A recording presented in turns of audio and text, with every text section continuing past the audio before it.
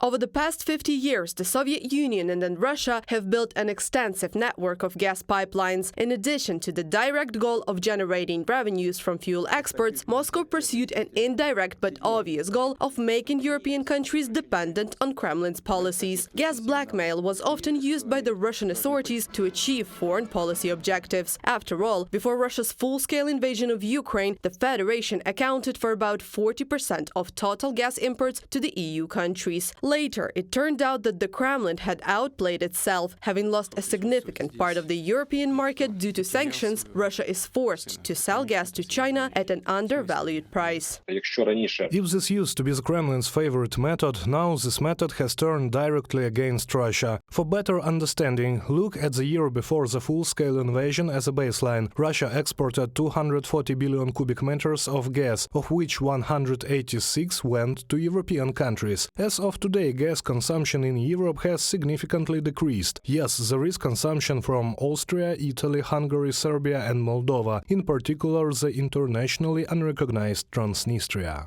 Compared to last year, the level of gas production in the Federation has dropped by almost a quarter. The math is simple. As demand drops, so do revenues. Gazprom has suffered losses of more than 1 trillion rubles, so the figures speak for themselves, and now very desperate attempts were made by Russia to replace the European natural gas market with Chinese market. But we see that these attempts have not succeeded. The last summit meeting in Beijing, it showed that Xi Jinping rejects such a proposal. The Russian gas production industry is facing another blow. Ukraine's Naftogaz has no plans to extend the contract on fuel transit to European countries. So far, the process has not been stopped so that the EU countries could prepare for winter, and the transition from gas consumption from Russia to alternative markets was gradual and painless. We are committed to making it happen as soon and as quickly as possible, even sooner than this deadline. And we see that certain processes have already taken place. The reduction is going on every month, but we have to accelerate that process and incentivize that. As far as this contract is concerned, we must also be a reliable partner for our European allies, for the countries that need it. But this agreement will be finalized by the end of 2024, and we have no intentions or initiatives to extend it. Oleksiy Chernyshev, CEO of Naftogaz, in an interview with Radio Liberty.